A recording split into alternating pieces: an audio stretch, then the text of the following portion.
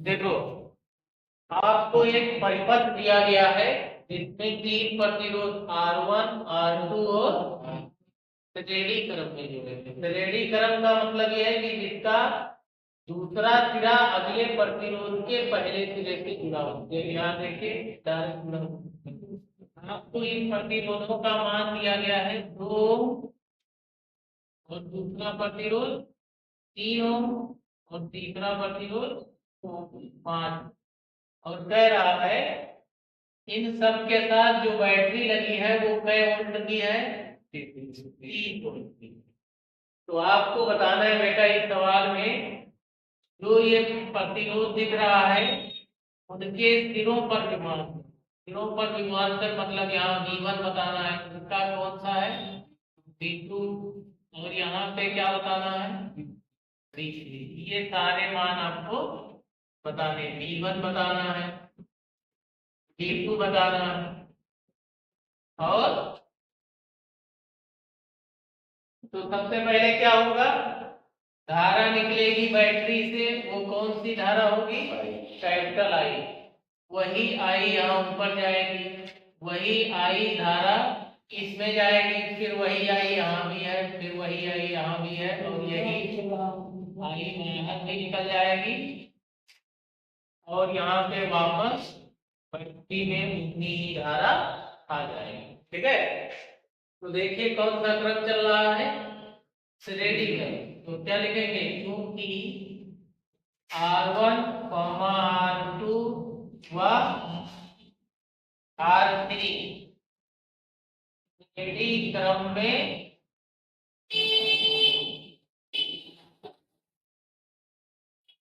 जुड़े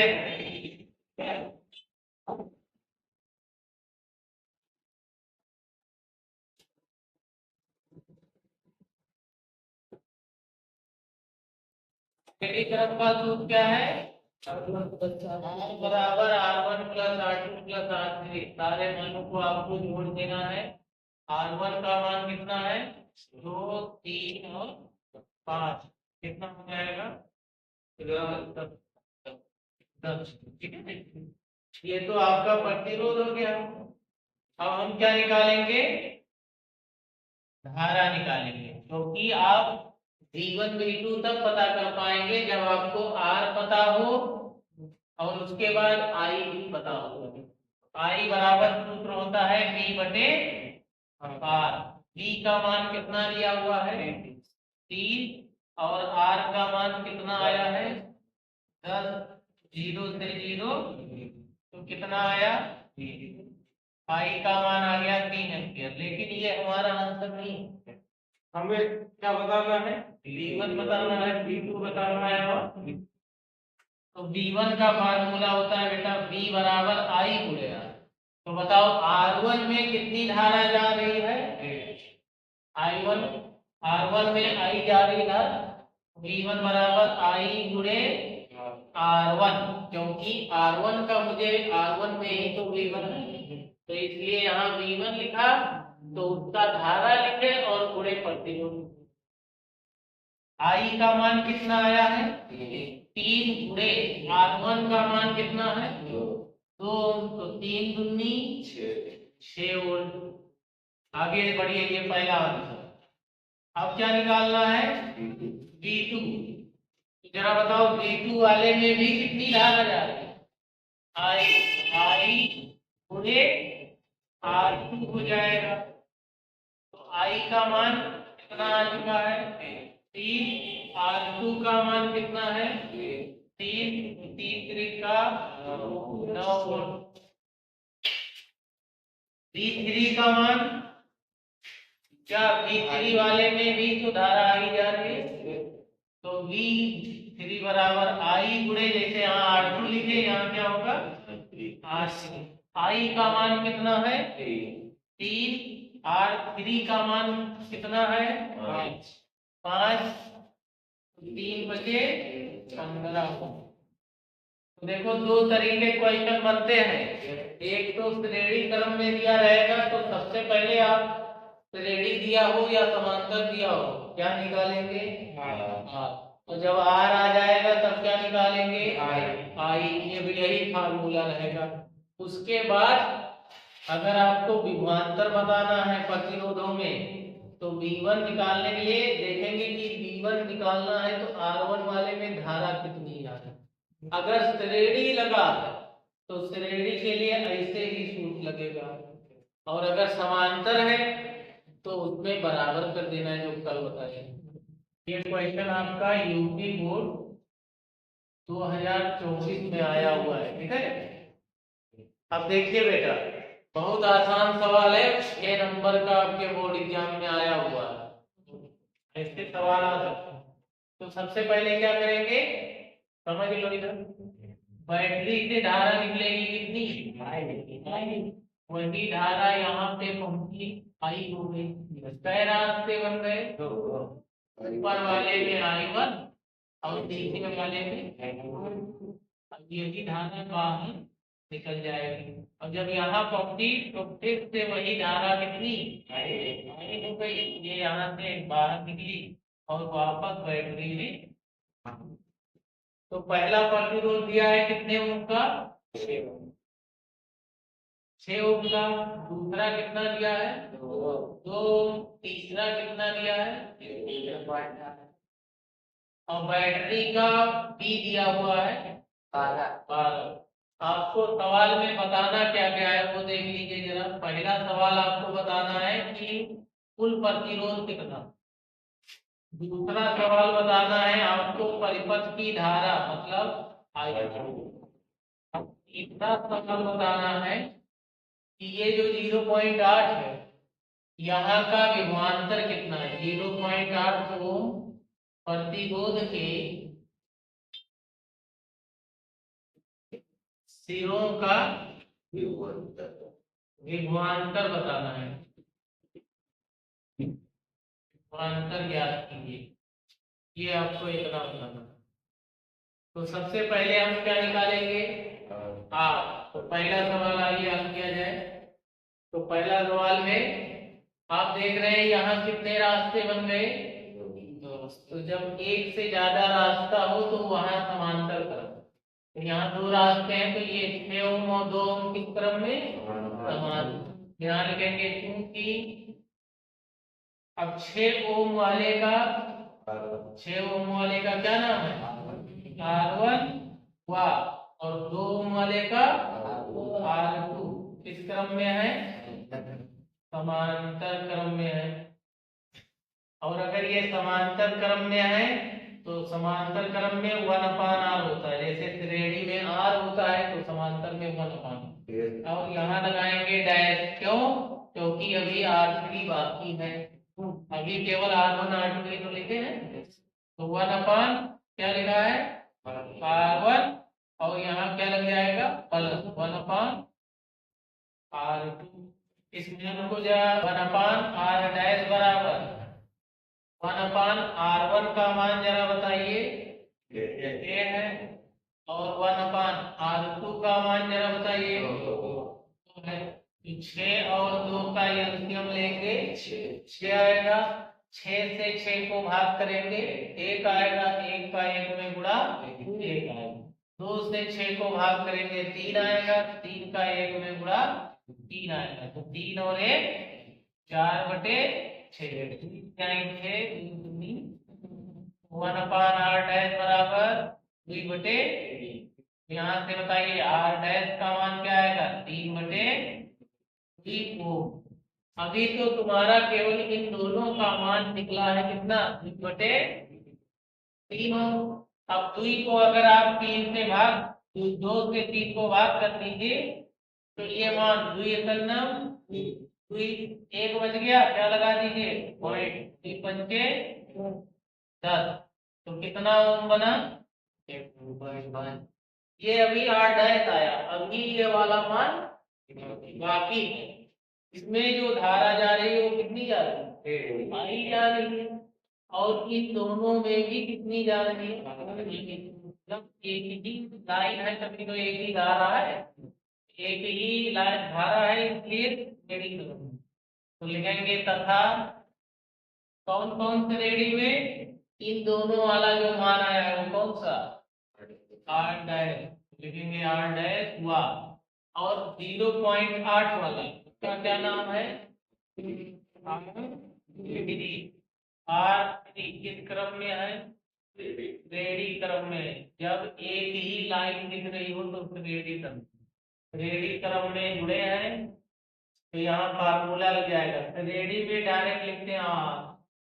अब आर क्यों लिखा जा रहा है, क्योंकि इसके बाद कोई प्रतिरोध यहाँ बचा हुआ नहीं, तो इनको जोड़ दो, R dash plus R3, R dash का मान 1.5, R3 का मान 0.8, तो जोड़ो इनको, 8 और 5 13, एक और एक जो बच गया था 13 वाला वो तो 2.34 का जो प्रतिरोध आ गया वो कहे वो मान 2.33। आगे बढ़िए, दूसरे सवाल में हमें क्या निकालना है, आई, तो धारा आई बराबर क्या होता है, P बटे का मान कितना है 12 बटे 2.3, पॉइंट हटा दो, 0 बढ़ा दो, तो 23 से जब 120 को भाग करेंगे तो 5 बार भाग होगा, 23 पंचे 115 होता है, 23 पंचे 115 और है कितना 130, तो कई बच गए 5, 5 का मतलब पॉइंट लगा दो तो 50, 23 गुना 43, कई बच गए 4, 4 का मतलब 40, तो 23 गुना 46 तो लगभग 2 1 करके आएगा। तो ये कौन सा मान आया, धारा का, तो धारा का मात्रक क्या होता है, एम्पियर होता है, ठीक है। अगला मान क्या निकालना है, 0.8 वाले में क्या बताना है, विभवांतर, तो 0.8 वाले का मैं मान लेता हूँ विभवांतर V1, क्या है, तो जरा बताइए इसमें अगर विभवांतर V1 मान लिया गया तो इसमें कितनी धारा जा रही है, आई ही तो जा रही गुणे, अब इसका प्रतिरोध क्या है R3, तो यहाँ से लिया R3, तो यहाँ से मान आई का मान कितना आया 5.21 और R3 का मान कितना है 0.8। अभी आप दशमलव भूल जाइए, 8 का गुणा 1 में कराओ, 8 करना 7, फिर 8 का गुणा क्या में कराएं 2 में, 8 दूनी 16 फिर बचे ये 8 का गुणा 5 में कराओ 40 और 1, तो यहाँ जरा देखिए पॉइंट के बाद एक अंक इसमें है और 2 अंक, तो कुल मिला के कई अंक हो गया, तो यहाँ लगेगा 4.168, ये आपका दूसरा क्या है, कार्य करने की क्षमता को हम कहते हैं, कार्य करने की क्षमता, कार्य की क्षमता ये है विद्युत ऊर्जा, ठीक है। अब दूसरी परिभाषा क्या है, जैसे दो बिंदु हैं, एक बिंदु ए है और दूसरा बिंदु बी है, आपने क्या किया, आवेश को लिया, आवेश को कैपिटल क्यू से लिख दो या स्मॉल क्यू से, हम कैपिटल क्यू से लिख दे रहे हैं, एक बिंदु से दूसरे बिंदु तक लाने में जो कार्य करना पड़ता है उसी कार्य को ही हम कहते हैं विद्युत ऊर्जा। इस आवेश को कहां से कहां ले जाएंगे, ए से बी, तो इन्होंने कहा कि यदि कितना आवेश, कैपिटल क्यू आवेश को एक बिंदु,